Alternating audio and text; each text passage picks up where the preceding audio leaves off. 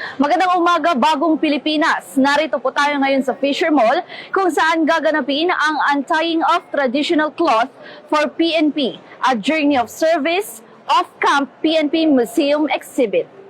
Mas inilapit ng Philippine National Police ang kanilang kasaysayan at kultura sa publiko sa paglunsad ng Untying of Traditional Cloth, a Journey of Service exhibit sa Fisher Mall, Quezon Avenue, Quezon City.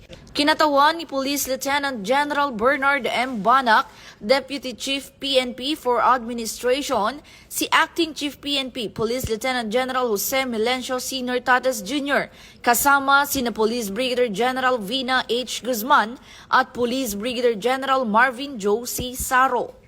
Ipinakita sa exhibit ang ebolusyon ng PNP mula Philippine Constabulary hanggang sa makabagong kapulisan ngayon.